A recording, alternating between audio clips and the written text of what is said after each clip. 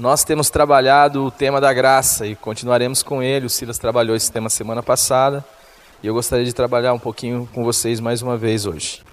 O texto é de Gálatas 1, versículos 6 e 7.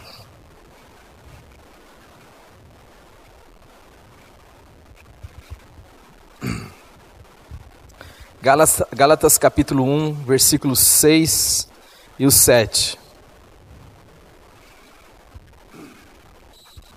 Admira-me que estejais passando tão depressa daquele que vos chamou na graça de Cristo para outro evangelho, o qual não é outro, senão que há alguns que vos perturbam e querem perverter o evangelho de Cristo. Santo Espírito, esta é a tua palavra. Em nome do Senhor Jesus, eu coloco cada um de nós aqui, Senhor, em tuas mãos, para que o Senhor fale conosco. Se o Senhor falar, o Senhor nos der ouvido para ouvir, então ouviremos, Senhor. E que esta tua palavra venha gerar vida, Senhor. Venha gerar cura. Venha gerar, Senhor, liberdade. Venha gerar em nós, Senhor, a tua vontade. É em nome de Jesus que nós oramos. Amém. Eu estava vendo uma reportagem que saiu na Folha de São Paulo em junho de 2009 sobre uma situação que aconteceu com Marcelo Taz, lá o camarada que é o chefão lá do CQC, né? Um perfil fake, não sei se era Twitter ou Facebook, em algum lugar, se não me engano era no Twitter. Colocou lá Marcelo Taz, só que o rapaz usou uma manhinha ali. No L, ao invés de usar o L minúsculo, ele usou o I maiúsculo. Então começou a sortear participações no programa, dar opiniões e tal. E isso me chamou a atenção porque havia só um detalhezinho, né? Era um L que foi substituído pela tecla I, né? E que causou toda uma confusão na vida dele. Foram muitas questões que foram levantadas, atribuídas a ele, e que necessariamente não tinham nada a ver com ele. Por que eu estou trazendo isso aqui? Nós vivemos num tempo de relativismo quase que absoluto. A ideia do certo e do errado é trabalhada na minha e na sua mente como algo que não deve ser percebido desta maneira. Aliás, a única referência sua deve ser você mesmo. Nós vivemos dentro de um contexto que propaga uma religião do homem. Você deve ser Deus, você é o seu Deus, e você então é a referência. Só que com isso nós geramos mais de 7 bilhões de deuses no mundo. E além de pensar em uma questão que tenha um fundamento, que tenha uma referência, ser algo quase que uma involução para o pensamento moderno, ou seja, você ter algo que você possa confiar como referência absoluta para a sua vida, e nesse caso é Deus, é quase que algo para aborígene. Além disso, tem o fato dessas sutilezas. Quando nós falamos de evangelho, isto não é diferente. Paulo está vivendo um contexto da carta aos Gálatas, onde a expansão do evangelho acontecia de forma recente. O que está acontecendo ali é algo na pujança da mensagem do evangelho, daquilo que o Espírito estava fazendo, mas dentro desse contexto já havia então aqueles que de alguma maneira subvertiam o evangelho. E esta subversão acontece a partir, ele usa duas palavrinhas nesse texto, que para nós é traduzido da mesma maneira, mas que dentro do contexto do grego koiné, são dois significados diferentes. Ele trabalha com a palavra alós e a palavra heteros.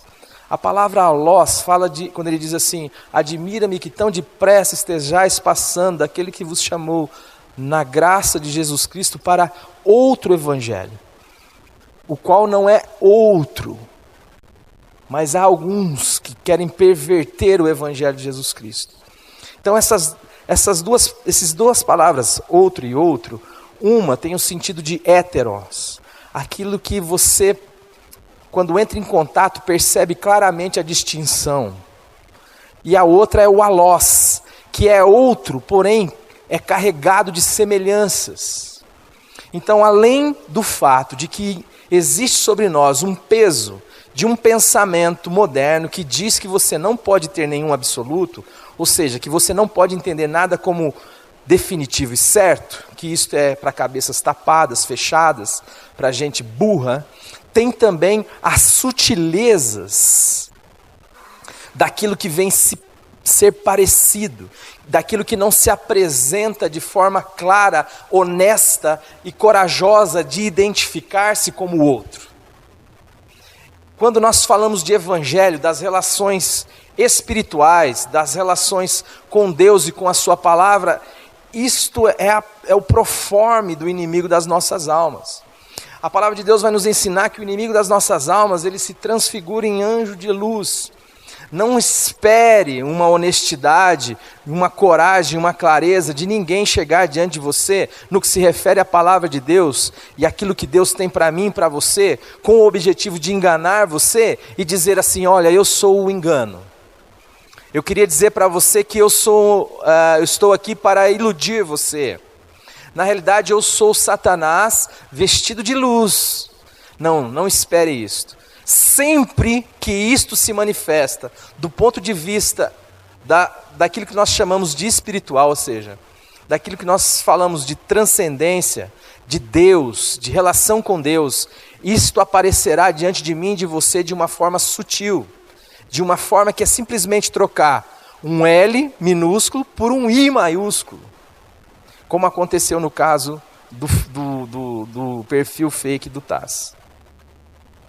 E isto nós precisamos atentar, porque Paulo está admirado com uma realidade. Existe uma realidade graciosa, uma identificação do evangelho com a graça. Mas o que significa isto? Que ele coloca em contraposição com outro sistema. Que sistema é esse? Ele vai dizer que chama lei. E nós precisamos entender um pouquinho do que nós estamos falando. Porque quando nós falamos de lei, muita gente entende simplesmente como uma regra. Mas não é somente a regra daquilo que estava sendo colocado a partir do Pentateuco, do todo o Antigo Testamento. Lei é um espírito, ou seja, é uma essência de uma manifestação que escraviza as pessoas, que tem como base muitas vezes, fala Joelzito, como é que você está? Alguém tem uma Bíblia para expressar para esse cidadão aqui? Porque muitas vezes o que a gente pensa, que o que está em contraposição aqui, é simplesmente as leis em si, mas daquilo que Paulo está dizendo, é na realidade tudo aquilo que tem a capacidade de escravizar a mim e a você.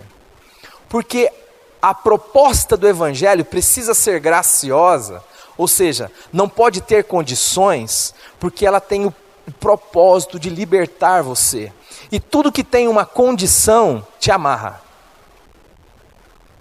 Se eu disser que sou seu amigo, somente se você for legal comigo, ou se você fizer isso, a lei em si não está na referência daquilo que você precisa fazer como contraposição à minha amizade. A lei está neste espírito que faz de você um escravo meu. Caso você não haja desta maneira, nós não teremos uma relação. De modo que sempre esta amizade está sob juízo. E esta amizade não só está sob juízo, como ela depende de você. Depende da sua capacidade, da sua condição de manter as regras que eu lhe propus. Isto lhe deixa então o tempo inteiro em suspensão. Por quê? Porque nós não somos capazes de manter regras todo o tempo todo. Mais cedo ou mais tarde você vai quebrar as regras. É só uma questão de tempo. Por quê? Porque você é finito. Porque você não é Deus, você não é um ser absoluto, você é um ser que tem fim. E como você tem fim, este tropeço, esta quebra de acordo é simplesmente uma questão de tempo. Paulo está aqui contrapondo não só a questão das leis em si, ele está contrapondo, na realidade, este sistema, e seja ele qual for, o sistema que faz de você então um escravo. O evangelho vem como algo libertador, algo que propõe as coisas de graça. Certa vez eu estava perguntando para Deus, como Deus pode fazer algo para que você e eu jamais nos aproximemos dele pelo interesse. Eu tinha um rapaz, um amigo meu, não é bem amigo não, um conhecido. Amigos são poucos, graças a Deus eu tenho alguns. Que ele era muito rico, esse rapaz, muito rico mesmo. E ele tinha uma dificuldade imensa em se relacionar.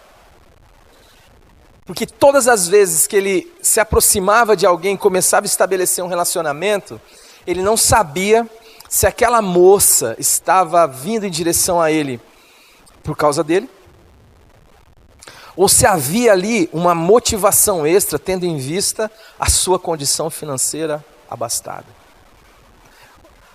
Ele nunca tinha esta convicção, esta certeza. Mesmo que uma moça se aproximasse dele com uma intenção legítima, contudo, para ele estava sob suspeita, tendo em vista que, querendo ou não, ele era milionário. E eu pensando aqui, como que Deus pode fazer com que a nossa relação com Ele seja uma relação isenta do interesse? A única maneira que eu vi foi na graça mesmo. Deus, antes que você se antevenha, no sentido de querer alguma coisa dele, Deus já lhe dá tudo. Deus já lhe deu tudo.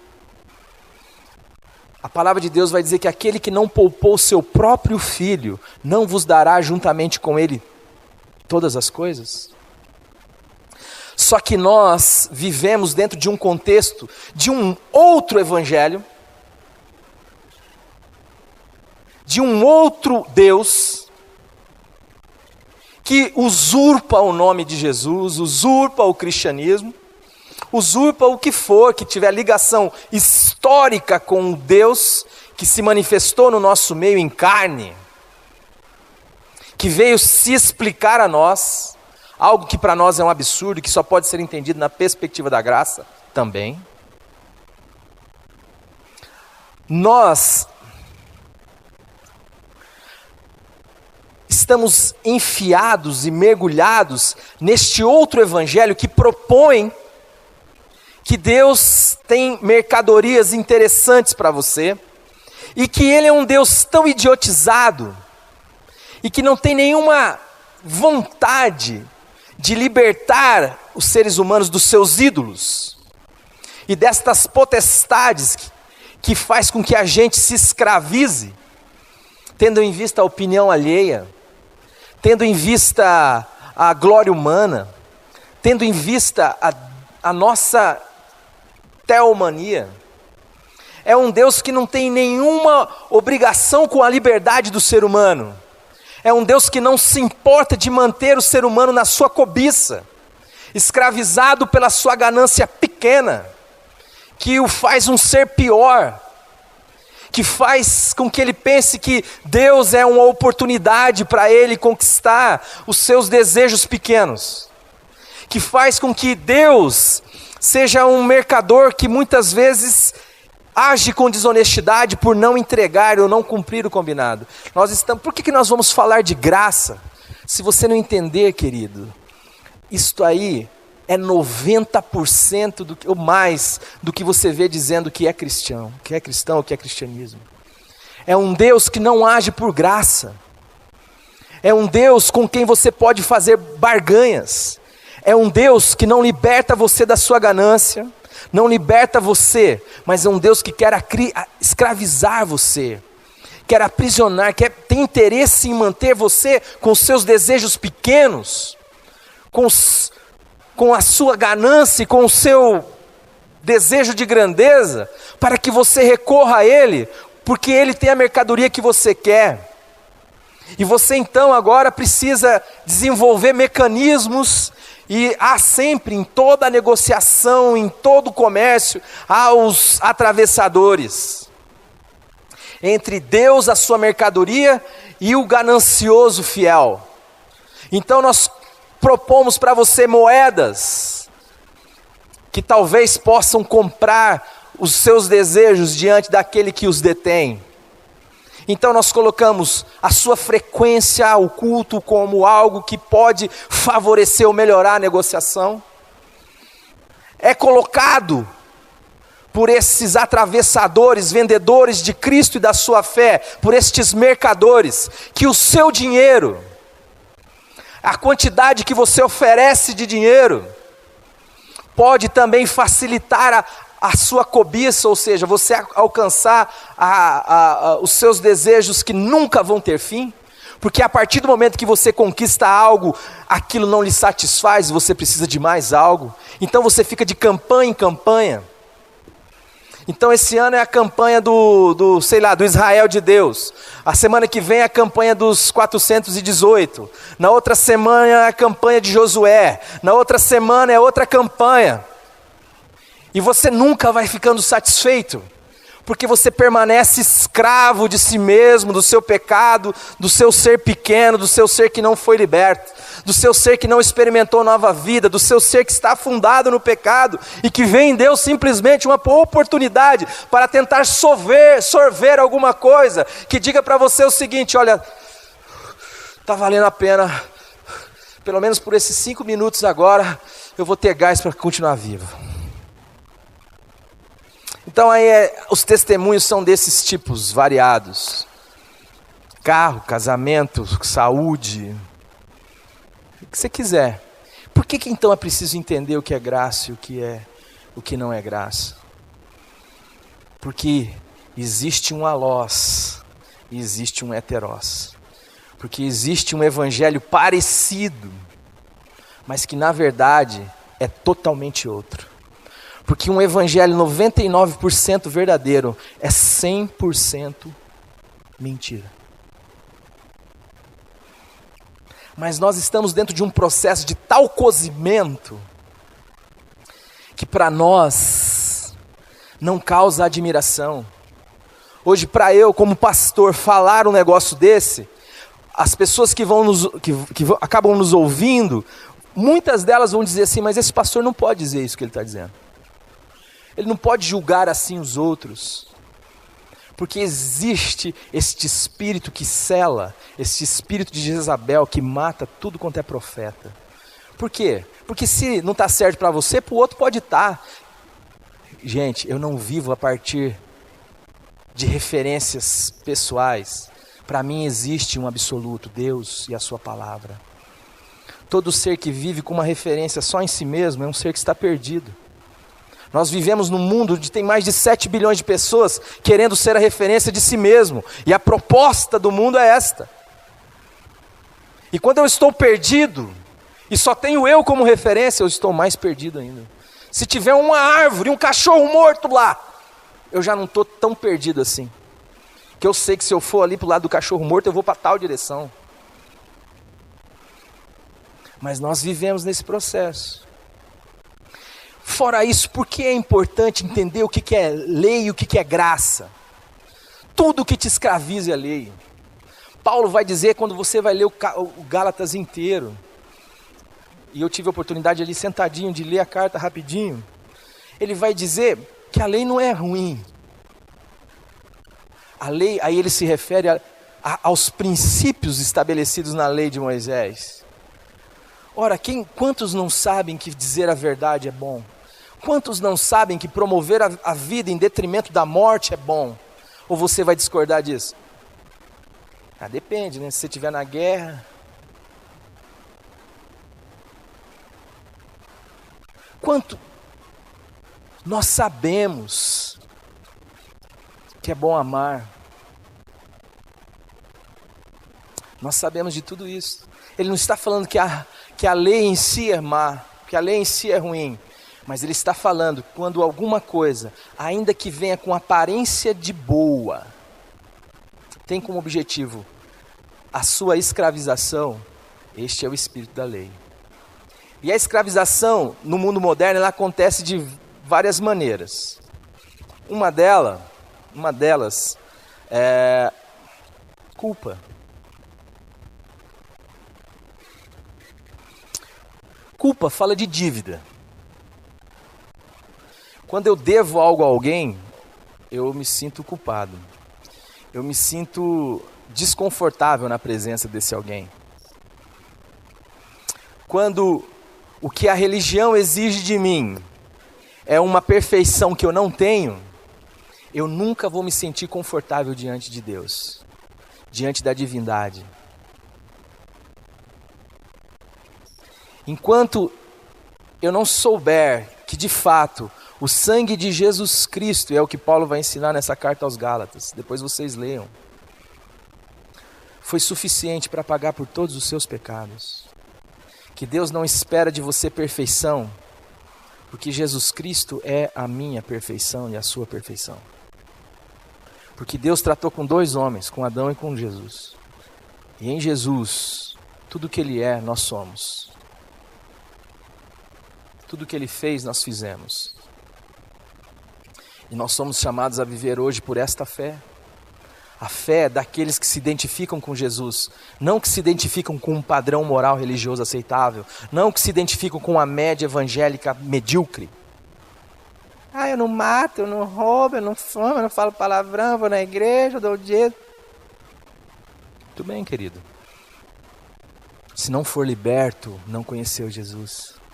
Jesus fala assim: se o Filho vos libertar, verdadeiramente sereis livres. A religião tem como objetivo aprisionar você. Se a sua relação com Deus te aprisiona, você está numa relação com uma divindade pagã, com um ídolo. Você não está diante do Deus e Pai de nosso Senhor Jesus Cristo, revelado no Cristo crucificado. Você está diante de um ídolo que pode cair hoje.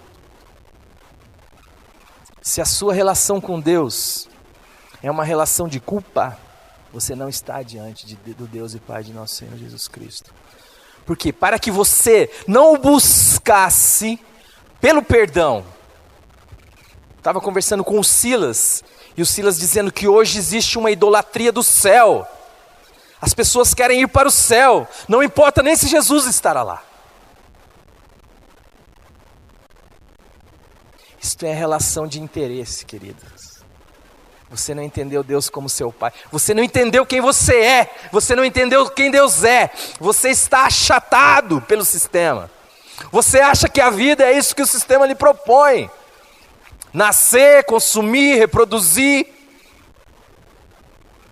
Você não consegue transcender este teto. Você não entendeu a grandeza do que Deus quer fazer de mim e de você. Deus quer fazer de você filho dele, herdeiro dele. Alguém que não tem mais nenhuma relação com a lei, porque morreu para a lei, para tudo aquilo que o escraviza. Alguém em quem nem a morte mais pode dar um fim. Alguém que está pleno diante de Deus pela fé. Isso significa crer na promessa, crer na palavra e não viver por vista. É um sistema acachapante, esmagador, que faz de você um eterno não você. Ou um perpétuo não você, melhor dizendo. Você nunca pode ser você. Porque se você for você, você não será aceito. Então nós buscamos Deus pelo seu perdão, pelo interesse do perdão, pelo prêmio do céu. Então sabe o que Deus faz? Não, queridos, é isso que vocês querem? Então toma. Está aqui meu filho, crucificado, para que vocês entendam que eu os amo e que eu não tenho como serrar nada de vocês. Eu dou tudo para que vocês não me busquem por interesse. Seja ele legítimo ou não. Mas aqui você só vai me buscar o dia que você entender o quanto eu te amo. Você vai só me amar o dia que você entender que eu te amei primeiro. E terá liberdade para isto. E se quiser, fará igual o filho pródigo.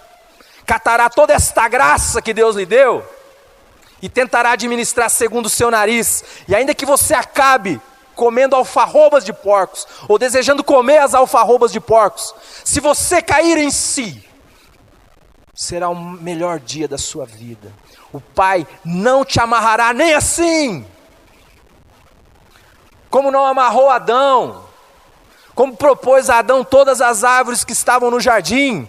Se alguma religião em nome de Deus te proíbe, esta não tem nenhuma relação com o Deus e Pai de nosso Senhor Jesus Cristo. Mas quando o Evangelho vencer a nossa consciência, vencer a nossa vida, quando Deus vencer em mim, quando Deus não é uma religião fora de mim, quando Deus não é um acumulado de regrinhas, quando Deus é a minha vida, então eu dou razão a Deus. E sei que o que Deus diz a meu respeito tem a ver com vida. Então eu sei que se eu tomar aquele caminho, eu vou morrer. De todas as árvores comereis livremente, mas eu quero excetuar a árvore do conhecimento do bem e do mal, porque no dia que você comer dela, você morre. Então obedecer a Deus tem a ver com o conhecimento de um caráter de amor que não muda. Eu queria propor a seguinte coisa para você.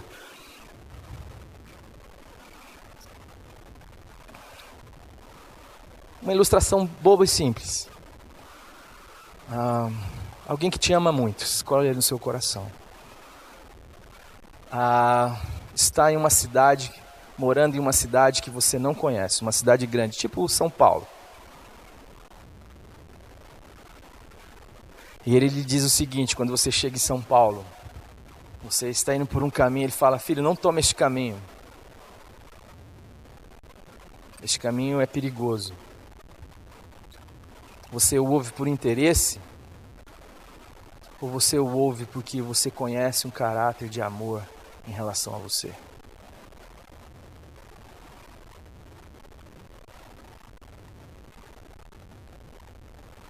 Quando uma pessoa que te ama te dá uma orientação,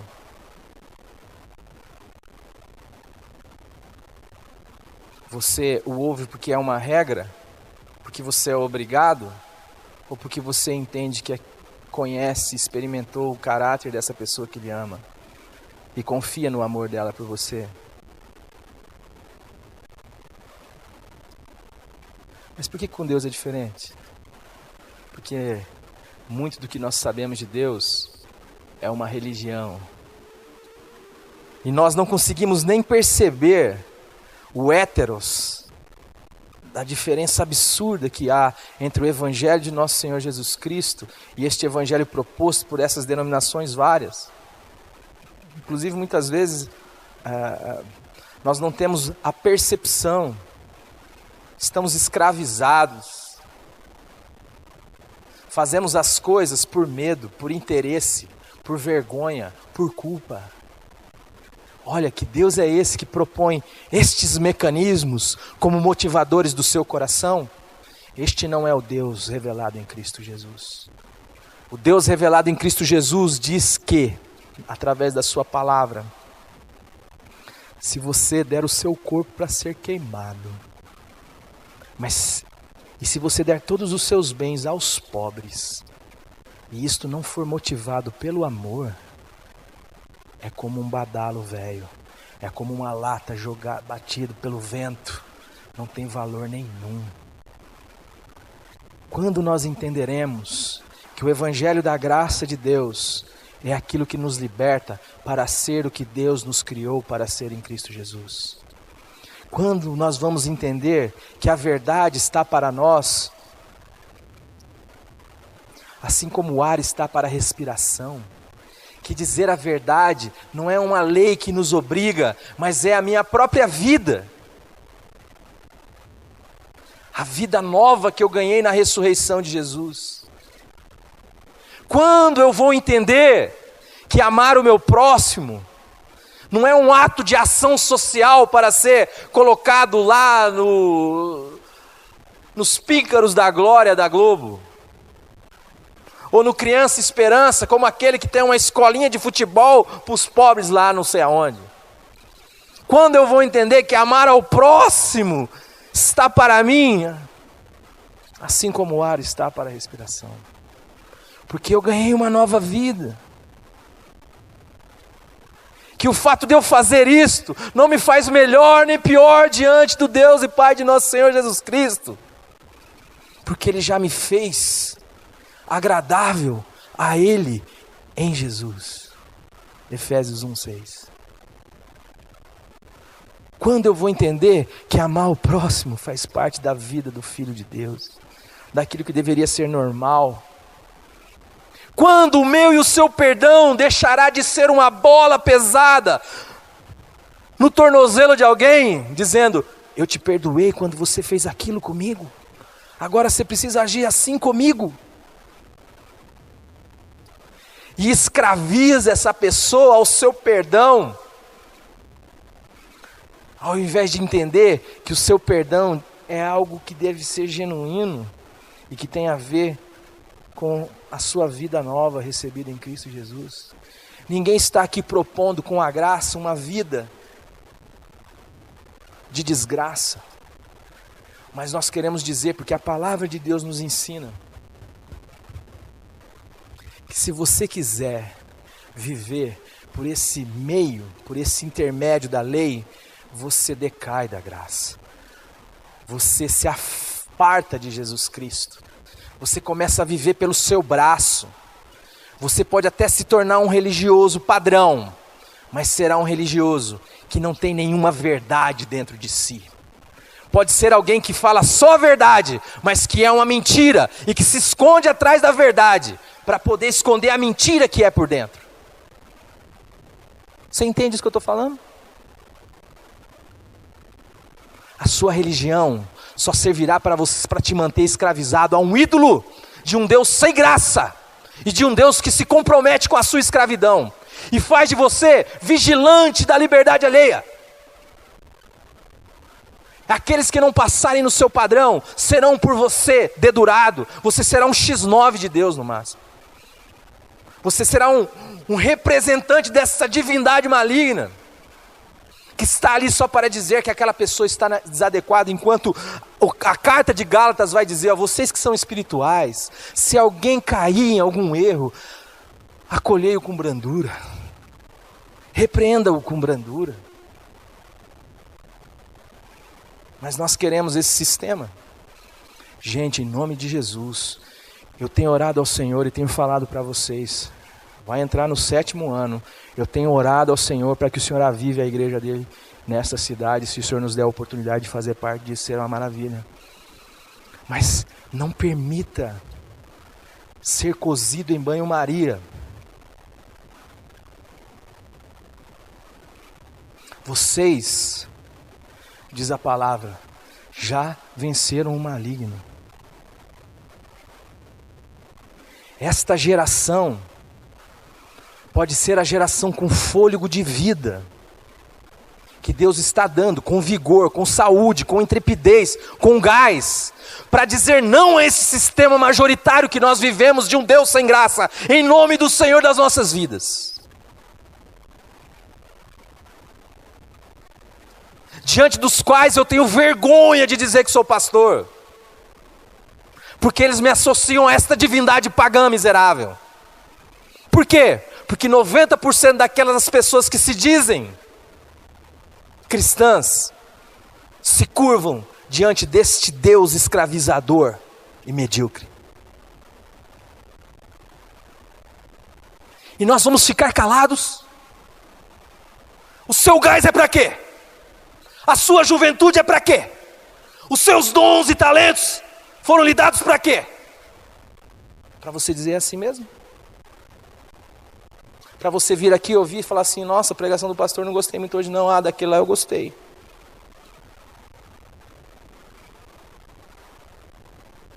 Para que servem os seus braços? Para que esta consciência que tem invadido a sua mente? Para você continuar olhando para as pessoas à sua volta e ver, coitadinha delas, elas não conhecem a verdade.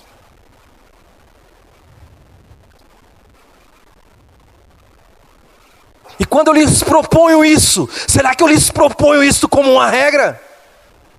Ou como aquilo que deveria ser natural da vida nova que vocês alardiam ter? A Bíblia diz: cri, por isso falei. Também nós cremos, por isso também falamos.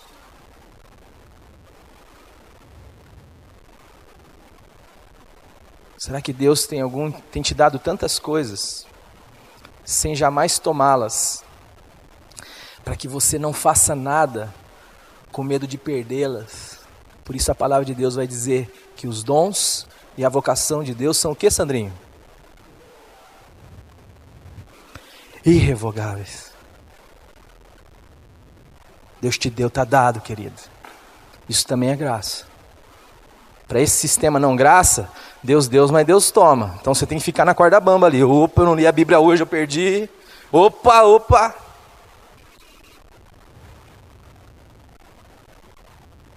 Amados, em nome de Jesus, a esperança que eu tenho, olhando para mim, me incluindo nesse bolo, é de profetizar sobre ossos que estão secos, infelizmente.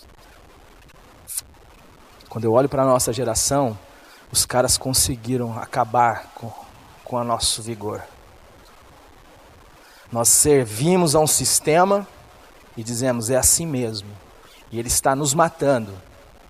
E nós dizemos, é assim mesmo. Não temos poder de reação.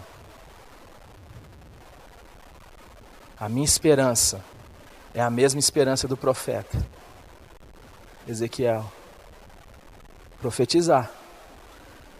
Deus falou, profetiza sobre os ossos. Pode esses ossos secos reviver? Tu sabes, Senhor. Para que você estuda tanto? Para você mesmo e para o sistema, né? Para conseguir as coisas que você quer, para conseguir a aceitação dos outros, a admiração dos outros. Para que você trabalha tanto? O seu trabalho é seu? O seu estudo é seu? A sua vida é sua? Então, tudo isso aí a morte vai pôr um fim. Porque este é fruto da capacidade humana. E o próprio carta aos Gálatas vai dizer que aquilo que é feito pela carne, a morte vai pôr um fim. Agora, se você entender que Deus não é uma religião, nenhuma ideia, nenhuma brincadeira, que Deus é real, que Deus é vivo e que é chegado a você o reino de Deus, tudo que diz respeito à sua vida está submetido a este reino. O seu ser, tudo que você é e faz, está sob o senhorio de Jesus. Aí o seu trabalho frutificará para a glória de Deus. O seu estudo terá significado. A sua vida, o seu namoro, o seu relacionamento, o seu dinheiro, tudo que você é, tem e faz, terá repercussões para a eternidade e a morte não poderá acabar. Mas enquanto a gente achar que Deus é uma religião, enquanto a gente achar que é assim mesmo, a gente vai correr atrás do vento, como disse Salomão. Vamos viver caçando, como diz um pastor amigo meu, gastando um dinheiro que não temos, com coisas das quais nós não precisamos, para agradar pessoas das quais nós não gostamos. Mendigando um pinguinho de glória, que até lhe darão, mas que acabará. Logo, logo, quando você se encontrar com você. Porque é importante saber que evangelho eu sirvo, o alós, ou o evangelho da graça de Cristo Jesus. Para eu saber se eu estou morto ou se eu estou vivo. Para eu saber se Deus é uma religião ou se Deus é minha vida. Para eu saber se eu estou brincando de Deus, de crente, se eu só tenho uma declaração a dar ao mundo, é assim mesmo. Ou se eu tenho o espírito daquele que diz, não, não é assim. Como é que você sabe? Deus é a minha referência. Não, querido, você não pode gastar a sua vida desse jeito. Não, querido, não é assim. Você não pode se permitir este nível de escravidão.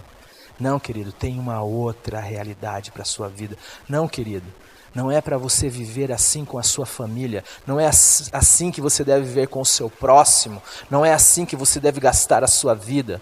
Como você sabe? Deus é a referência. Ah, mas é uma referência fora? Não, isso é religião.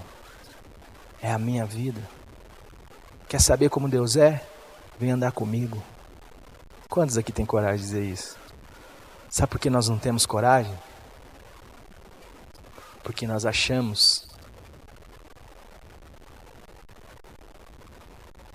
que Deus é a perfeição do mundo.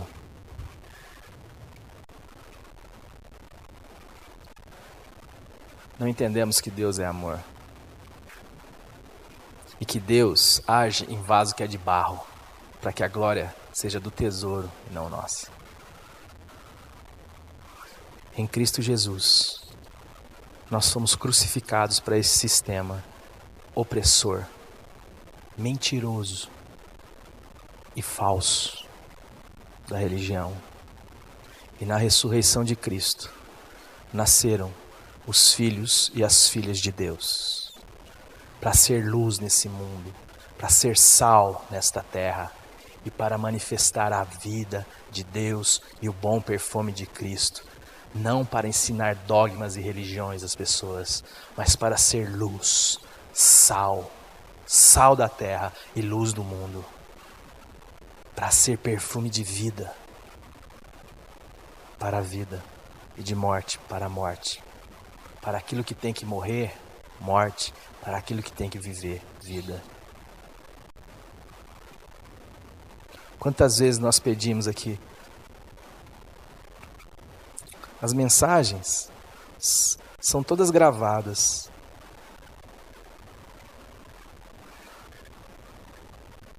Só aqui, se a gente replicar no nosso Facebook, sei lá, só aqui já deve ter umas 20 mil pessoas. Mas nós não temos nem coragem de fazer isso. De se comprometer com isso. Fazer a gente tem, se comprometer não. Por quê? Gente. Né? Tanta coisa para fazer, quero ver se, né?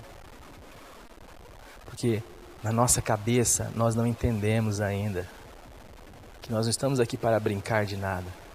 Nós estamos aqui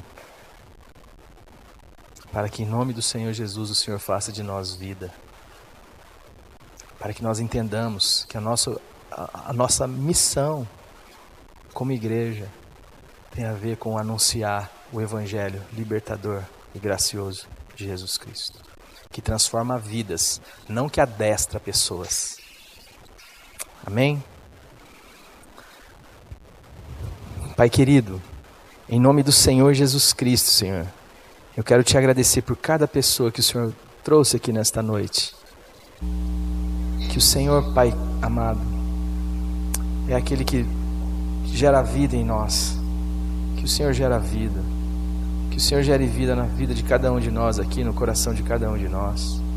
Que o Senhor traga a revelação, Senhor, da Tua pessoa. Que haja novo nascimento, Senhor, para que possa ter olhos para enxergar o Teu reino. Senhor, aviva a Tua igreja nesta cidade e faz de nós instrumentos, Senhor, da proclamação da Tua palavra. Levanta esta juventude, Senhor, com a consciência trazida pelo Teu Evangelho, de que anunciá-lo tem a ver com o que nós somos. Não tem a ver, Senhor, com uma regra ou com uma moeda que nós podemos barganhar com o Senhor. Eu falei de Jesus para tantas pessoas, como é que o Senhor deixa eu bater o meu carro? Mas que nós possamos entender, como Paulo disse, pregar o Evangelho é o que pesa sobre nós, é o que faz sentido para nós, é o ar que nós respiramos. Anunciar um Deus que liberta tanta gente oprimida, Senhor, e até muitas vezes em Teu nome enganada, por aqueles que deveriam ser guias até Jesus, mas que são na realidade guias de cegos, que não entram no teu reino e também impedem as pessoas de entrar, como diz a tua palavra. Mas Pai, em nome de Jesus, está aqui pessoas que o Senhor ama. Dá sentido às nossas vidas, dando a nós uma consciência clara de que estamos unidos a Cristo e que a missão de Cristo é a nossa missão e de que o que Cristo faz é o que devemos fazer, não como obrigação, mas como coerência com a vida nova que recebemos de Jesus. Opera assim no meio desta juventude, faz dela, Senhor, instrumento de vida, libertação, cura e graça, para a glória do teu santo nome. Amém. A mensagem que você acabou de assistir faz parte do Ministério de Comunicação Palavra da Cruz. Temos um grande acervo de estudos bíblicos em áudio e vídeo. Distribuímos também gratuitamente o jornal mensal Palavra da Cruz. Entre em contato conosco pelo fone 0 operadora 43 3372 8900 ou pelo e-mail livraria@piblondrina.com.br.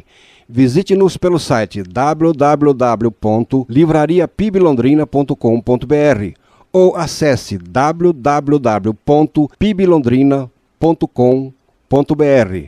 Graça e paz.